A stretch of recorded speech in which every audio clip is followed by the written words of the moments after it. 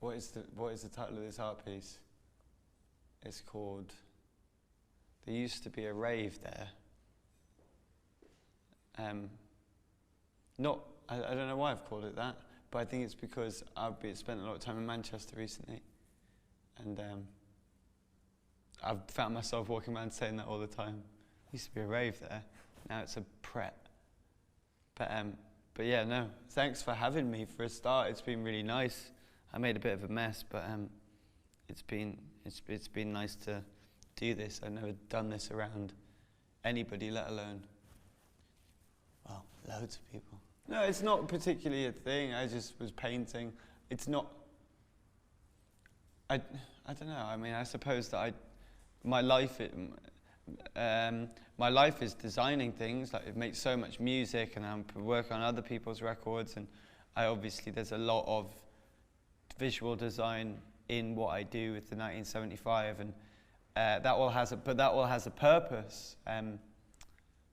The painting doesn't really have a purpose for me, so I never have had the desire to show anybody or do anything with it, or it's just something fun. I think the question is always like, is it a form of getting something out? And my whole life is getting something out. I'm a big child. I don't have like a normal job. I can get up in the morning and make music. So it's just another thing that's really, really fun. And yeah, I love it. Is it Danish? Is it German? I think it's German. I think it means art. I think I'm being slightly sarcastic. I brought paintings. I brought a painting here. There was another one over there. It was another piece that was quite similar. It doesn't have a name, which is the title of it, which is very meta. Yeah. But I'm very busy, so seldom do I have time to paint. And I am very fortunate to have worked with such a group of such talented people that are so close to me now, that I've got to a stage in my career where I can delegate slightly. So I am, I get to be part of all of this great stuff. I get to do this in a different way every day. It's not that I've never been able to delegate. I've always delegated. I think we've worked in an autocratic way my whole life. Like, somebody has a vision, and there's a democracy surrounding that. But what I mean is that my crew, Sam, Jamie, Patty, Ed, and Tobias, we're so close now. They understand my language. I don't have to go, listen to them. They know what I'm trying to do, and they become more my hands, do you know what I mean? So it's easy. And that just comes with time and trust, and just getting better at what you do, you know? Well, the thing that people are incredible at, which I'm not good at drawing, and I find drawing fascinating, because I find anything that I have zero natural inclination or ability to, like photorealistic drawing, I find it amazing. I wouldn't know where to start. I would not know where to start of looking at our sound guy here and drawing a picture of him. Wouldn't be able to do it. I'd love to, but I can't. And some of the drawings they do are just look like photographs of me. That blows my mind. I mean, if you talk about art, it's difficult, isn't it? Because I think that our live show is our current truly artistic statement, visually. And the one thing that I take away from it is that, and the reaction that I get is, not that it's, whether it is inspiring or not, whether it is inspiring and it, you know, we talk about politics, we talk about progressive ideas, but the inspiration that I see is that young people or people come away wanting to do that, wanting to make art, wanting to make something slightly bigger than themselves. And that's what art is, isn't it? It's something that's slightly bigger than you, because we're so small. Like, I'm so small, and you know, and I have so much shit, like insecurity and you know, anxiety. Everyone's so flawed. And these kind of, not this, I'm not bigging up my own work, but you know, like art is a place where you don't have to worry about those kind of things. And I think that it's so important to me, art, because it's my only option left, really, in regards to the desire to lose oneself, which is so important. Like, what have we got? Art, sex, drugs, religion. Sex, drugs, done all them. That's not a path to salvation. Not that I don't have a good sex life. Not that we need to get personal about it. But art, drugs, sex, religion. Religion, unfortunately, not an option, especially if you live in England. They're all just forms of losing yourself. And I think that I see that at shows. Kids having that moment of freedom. That's one of the only times that I feel really free, when I'm on stage. Not because people are looking at me, but because I'm fulfilling my purpose. And so art is important, although it can be superficial. It's taught me more than leaders, and I've learnt more from artists who signpost toward utopian ideals, as opposed to politicians and leaders that actually try and create them and fuck them up. Like, art's taught me way more. Artists have taught me way more than anyone else, really. Well, yeah, I've seen masculinity. Well, have I really? No. I mean, when George Michael and Prince died so close to each other, I was a bit recalcitrant, because I realized these were two people that had really, really opened boundaries in regards to how we perceived sexuality, homosexuality. You know, like the lyrics of, you know, is it Sign of the Times by Prince, and talking about AIDS and stuff like that. And of course masculinity's changed. I mean, like, but maybe I'm fortunate or privileged to have not been that interested in it. I did get slapped about a bit in Manchester for having long hair and looking like a pufter when I was a teenager.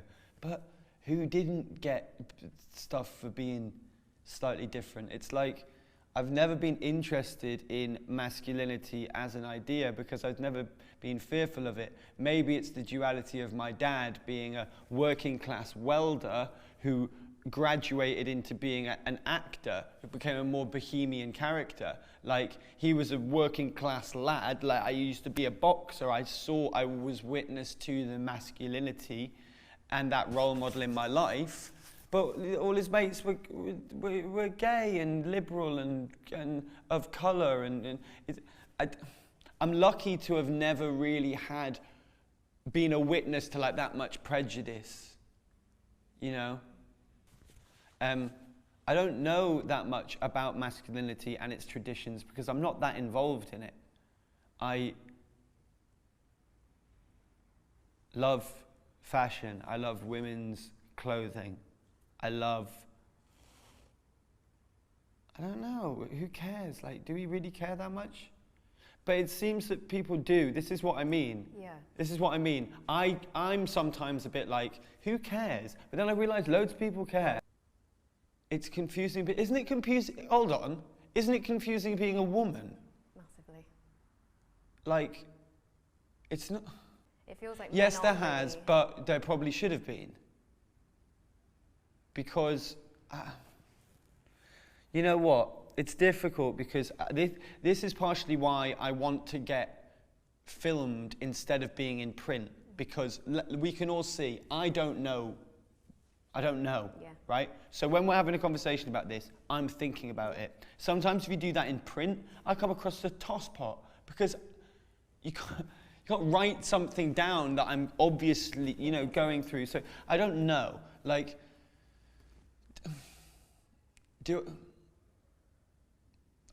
I have always been quite feminine, a little bit flamboyant, and I'd occasionally get the piss taken out of me. But fat people get the piss taken out of them, and really camp people get the piss taken out of them. Like, I think that I'd love a more forgiving set of social circumstances, but whether it's like, I don't know, like it's not been that bad for me being like, but then again, let me actually make that point. I think the brief inquiry has this element of like the modern world, Yeah. scary time, scary time. Can we actually pick a time apart from now that we'd all rather live in? I mean, Like pre-civil rights, like 1895, 1500s, the 40s, yeah, the Roman times. I was just saying I'm never being watch out sheeple. yeah. You know, I don't know. We need to be better. I mean, love it if we made it. Yeah. You know, we need to do better, but we need to do more. I need to do more. I think the onus isn't particularly on the individual when it comes to like climate change, because I feel like a bit of a tit when I'm cleaning out my Marmite jars and then I fly to America and jump in a 40 tired truck to take me to the hotel. I feel ridiculous, but I think that's going to come on a more big corporational level needs to change. I think that there is that. I think that the one of the reasons that we are so hyper aware of the negative aspects of the time is because we've created an algorithm or software that life is chaos. Right? Always has been. Awful stuff happens and great stuff happens every second, and we wake up in the morning and tune into this algorithm that keeps us informed on every single bit of chaos that happens until we go to bed. Of course our anxieties are going to be heightened, do you know what I mean? Whether that gives us a clear perspective on the world that we're actually living, I'm not sure. But of course we're going to be hyper sensitive because we've designed that as an idea, you know? I don't know what the answer is to sort that out. How do I step back from things? Well, it's easier for me because it's a different relationship. I think I've said this before in an interview, but my relationship with social media is slightly different to maybe not yours, but a lot, especially like young people's, because my relationship with social media is this is what I do. And most young people's is this is who I am. Yeah. And these are very, very different things, and that can really, really play with your, you know, how you perceive yourself, how you perceive reality. So I don't have to, you know, I get a bit, like everybody does, overexcited when I get too much access to Twitter or Instagram, but that's like anything. That's just endorphins and all those kind of things that we're programmed to, you know, it's called OTG. Off the grid. It was a thing on tour that I did. I did it for a couple of months. I've done it at the moment because I can't figure out my iCloud password. So I've not got any apps, but that's good. That's really good. If we, like as a happy mistake I've learned, if you want to have your Twitter or whatever, have it on your laptop. Yeah. Don't have it on your phone. If you've only got messages and news on your phone, you look out the window so much more. You're so much more inspired. You're such a nicer person to be around. You also can be the annoying person who notices your mates all being like that. Yeah. I hate being that person. That's why I didn't want to make a record like that. You know, we're so addicted to our phones. Yeah. So are you. I'm talking to me. Sorry, I'm talking to me. Yes, we do that. Yeah, everybody puts their phone in the middle, and the first person to pick it up pays the bill. Really? Yeah, I took everyone to Nobu and made them do that, so that was funny. I'm all right. It stresses me out. It stresses me out, the phone. I don't need it, and I'm in a band, so we have to be with each other to operate as a business. So who else needs to ring me? My missus will have me she's got a bat phone. She might have me in a second. Yeah. she knows where to get me. Yeah. Do you know what I mean? So I'm not too bothered about the phone. It's it's when something of note has happened that I want to see people's reaction. You know, like a song or something. The apprenticeship of adulthood is not the most difficult thing, but I suppose the rockiest to negotiate. You know, you'll hear psychologists, clinical psychologists talk about that kind of Jungian idea of, when you're a young kid, you have all of this pan potential. You have potential to be anything, but it's quite low resolution. And as you grow up, that narrows and you become a thing. And then once you're that thing, you know, that's who you are. And I think that for me, the Peter Pan analogy of him not wanting to grow up because his, you know, Captain Hook is his only example of a grown-up, and he has Wendy, who's a conservative lady who wants to grow up and wants to get married, but he has Tinkerbell who titillates him, and she's like pornography, she's like all these, it's like you of course you get like titillated by the absence of a domestic reality. You don't live anywhere. You're doing something for other people, although it's yours, you know. You eventually find solace in relationships, like I have done, and you know, like I mean, personal relationship with a girlfriend and stuff like that. Yeah. But you get to be in a badass rock band instead. Not that I'm in a rock band. I'm not in a rock band. I'm in a band. I hate rock band, but it's pretty fucking good. I'd rather do that than be doing something else. I think I've just tried to keep my art up to date. I think if I'm I feel very representative of where I am artistically. Brief Inquiry, I felt was a good record to make at the age that I am. Doesn't feel like a naive record, and it doesn't feel like a solemnly, overly, doesn't sound like a crusty record. So I'm feeling 30. Not feeling 30, I'm feeling myself at 30. But I don't drink anymore. Not that I ever really did drink, but I'm looking forward to it. Like if you drink loads to your 30s, you're gonna get fat in it, right? Yeah, sure. So I'm looking forward to that. What am I looking forward to in my 30s? Having a baby. I'm gonna have a baby and just keep making records. Not in a shit way though. Not like the same records. I'm not gonna become a boring band. I wanna make other people's records. I wanna make soundtracks. But I'm doing that anyway. That's all in the pipeline, but I just got to finish this current project and get some farm animals as soon as I finish tour. Great. 2021. For my 30th, I think I'm traveling between Colombia to Los Angeles. So whether I arrive in Los Angeles we'll see. That's gonna be a time. Yeah. I'll be in LA. It's round about Coachella kind of time. So I'll see friends, and then I'll probably have a big party. You can come if you want. It'll come out before August, so whatever that is. I'm not very good at maths, but whatever that is. Well, because there's too much music, and at times different.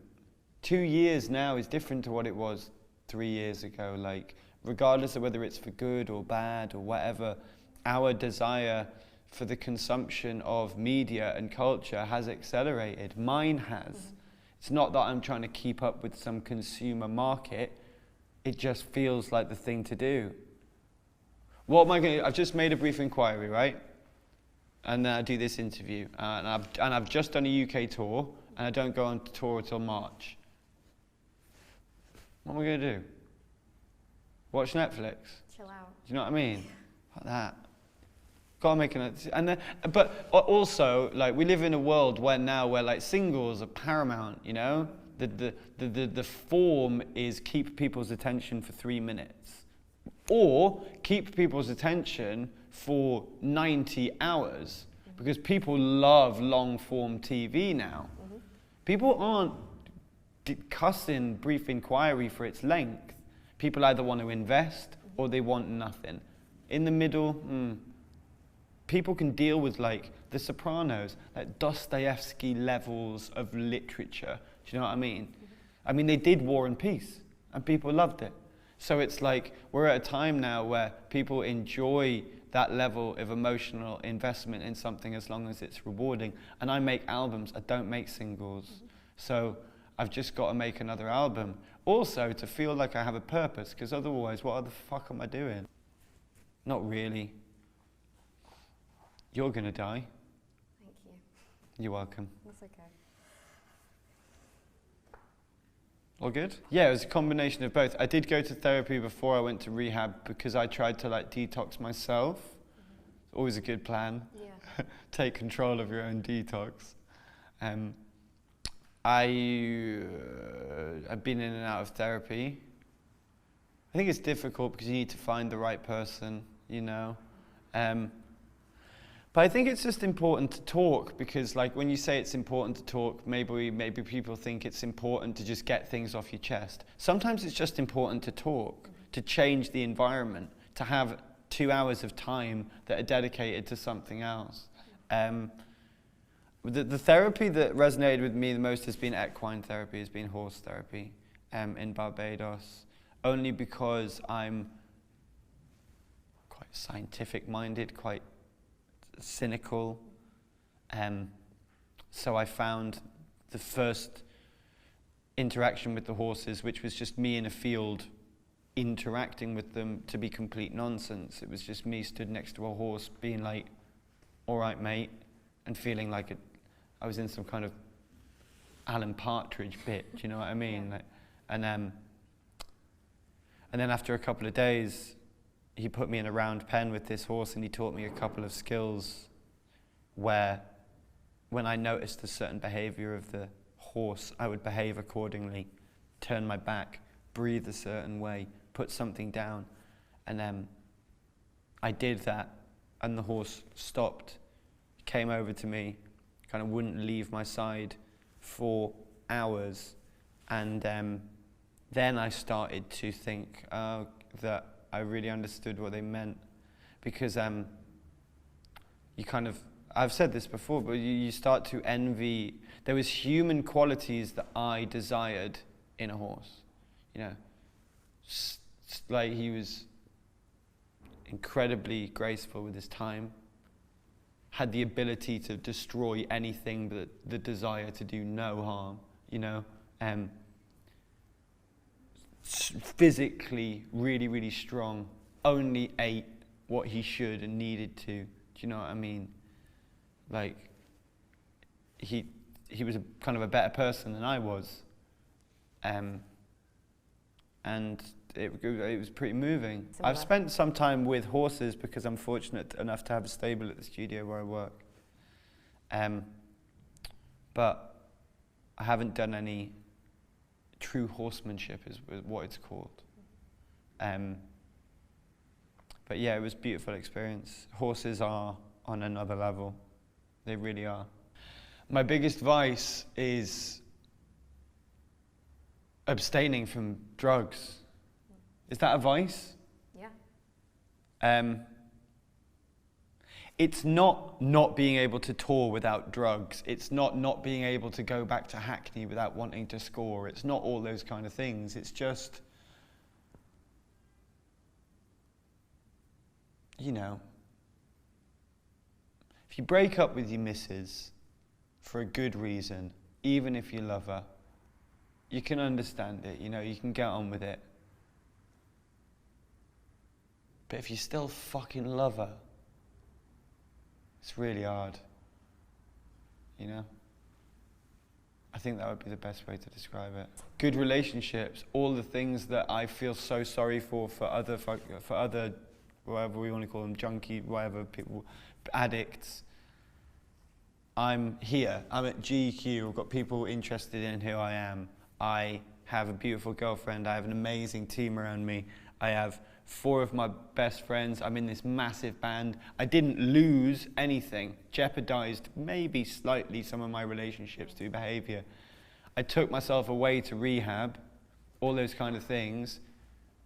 I knew that I was headlining Reading Festival. I had all of these things. It took me all of that to stop, or to even try and stop doing those drugs all the time.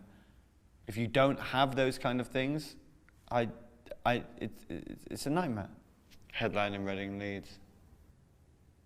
No, well, I mean, there's loads. What I'm most proud of is stuff like the sense of community and the real life things that have happened in relationship to the 1975. Like some girl sent me an email saying, sent my team an email saying, me and my friend are coming to your show in America.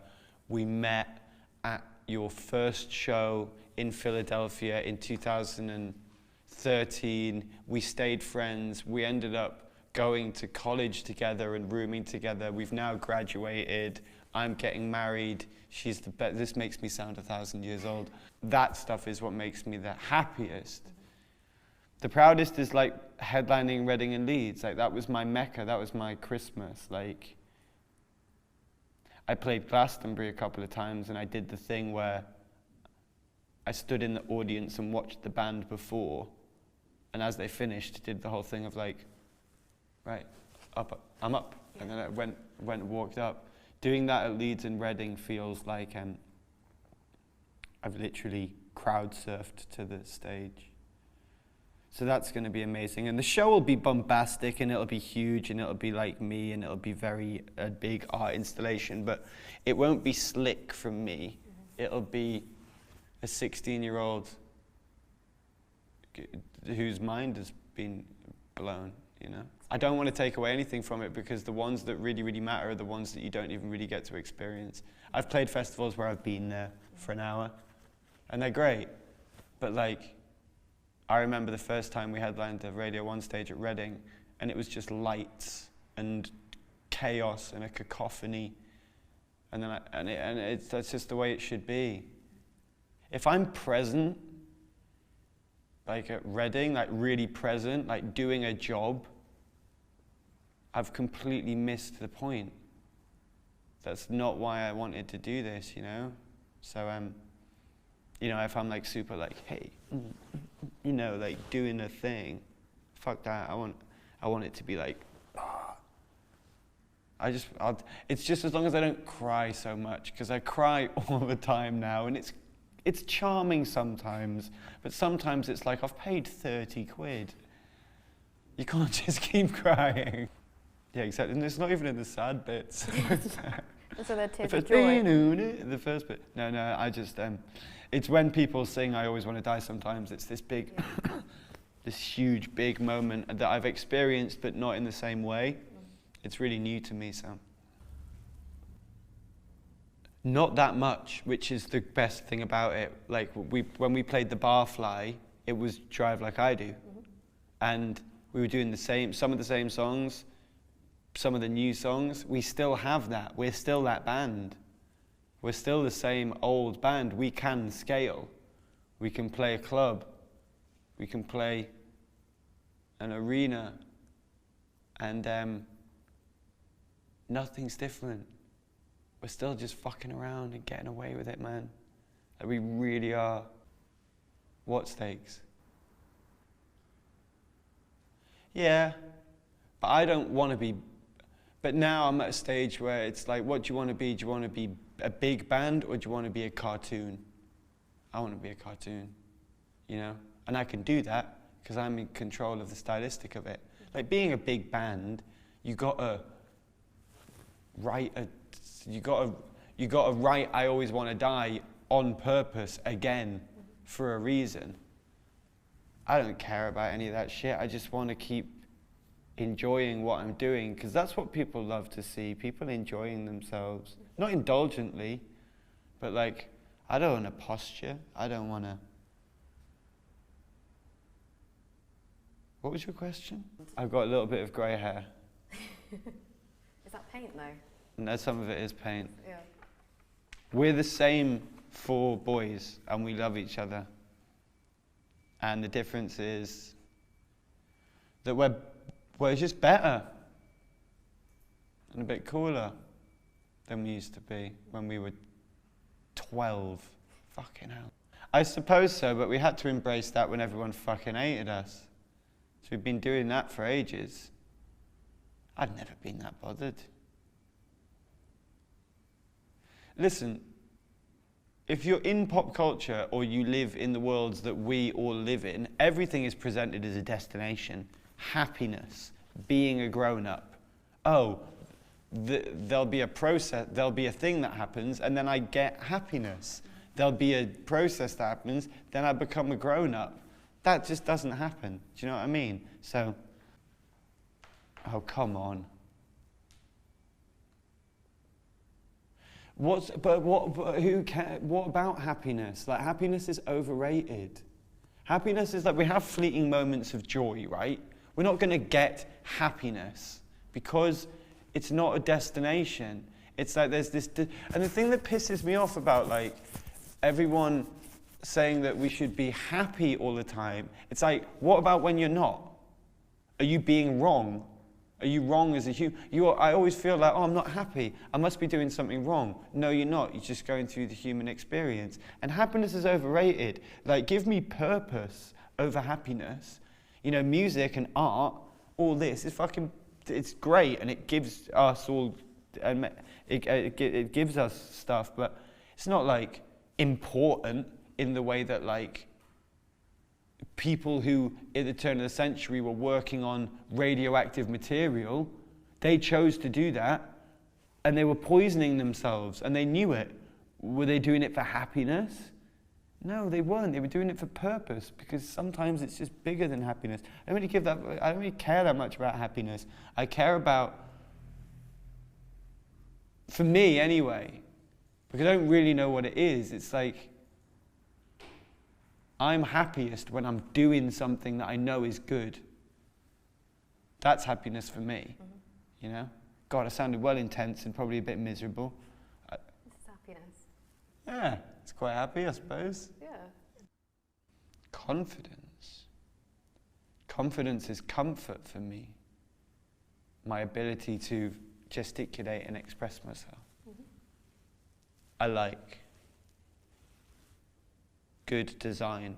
I like simple, chic lines.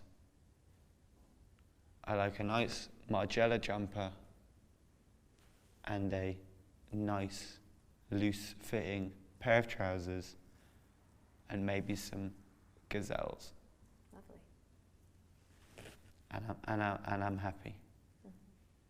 That's what I like. Anything like that 96 Margiela time, that was just the best.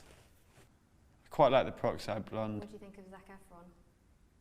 He's an actor. Did you see his blonde hair? Did he do blonde hair? Didn't he do dreadlocks? Yeah. Faux pas.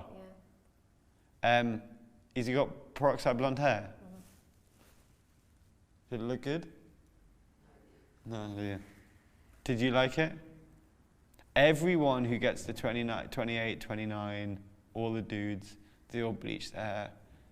It's a bit of a pre-midlife crisis thing. I looked more like a smackhead than I did before I went into rehab, so I changed it pretty quickly. Kick off, smash the place up. Wonderful. Give a bit of rock and roll to ITV 7:30. What do you do at the Brits? I'm not going to show off. I'm actually pretty happy.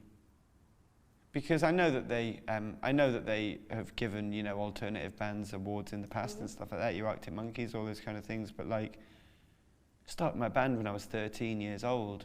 We're a real band. Do you know what I mean? Not one person in that room from the industry, apart from Susie, my mate, has been in our studio or had anything to do with the creation of our records. So to be rewarded in such a commercial environment for something that's so anathema to those ideas is actually really quite humbling. Maybe I'll say that, or just say, fuck off, take my shirt off or something.